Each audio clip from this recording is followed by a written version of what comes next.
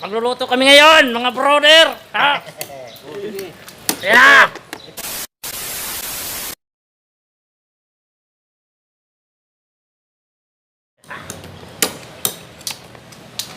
Ayan, sige. Tirahin nyo. Mamaya, titirahin natin yung ulam. Ito po yan, oh, suso. Baka suso. Hindi suso.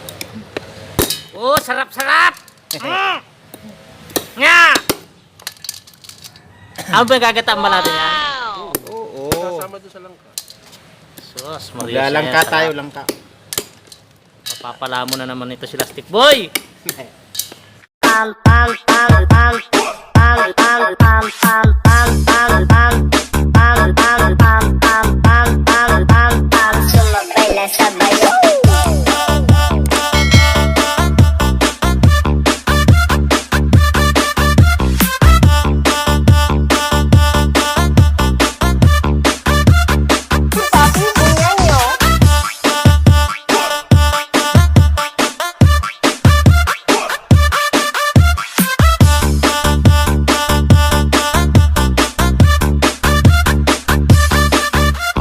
DJ Jonah sa Gyno. Pasok ng tulog, tenga ko nilabasan. Good shit, sige ko halatang nasarapan. Tapos tignan mo si Dan, pasting parang Ramadan. Damo yan, pare din ako niyan, di natalakan. Ginagawa ko lang yung mga gusto nila na gawin.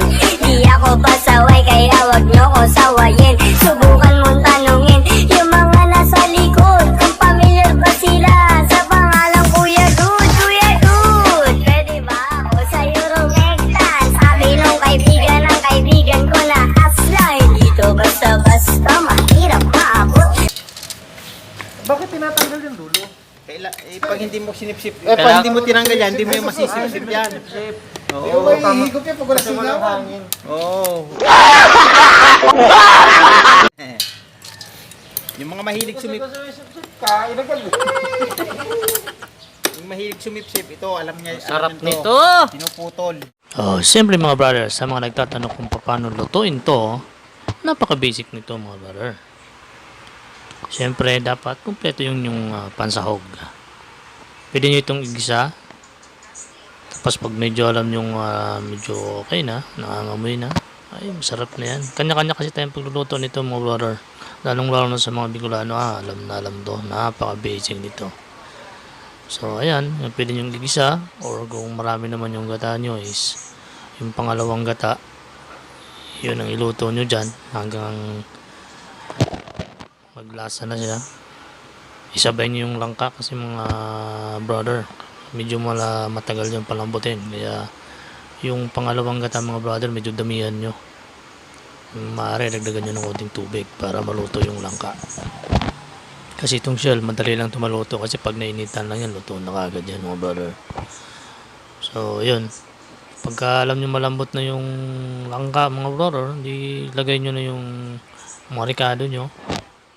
Tapos pag alam nyo yung tamang-tama na yung sabaw, saka nyo ngayon ilagay ngayon yung unang gata na itinabi nyo, yung kakang gata, yan yung tinatawag na gata.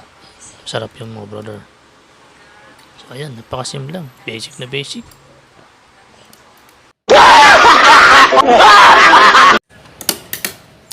Yan, tapusin lang namin to. Mamaya luto na.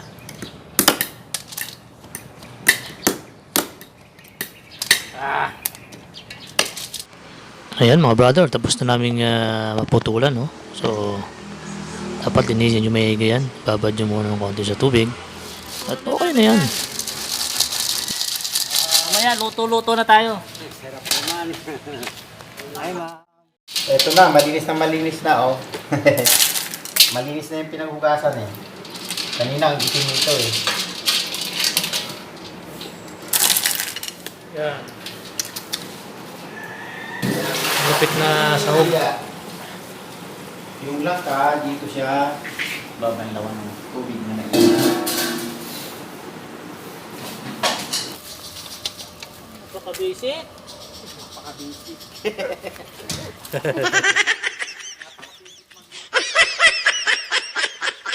May isa pang aso, ha?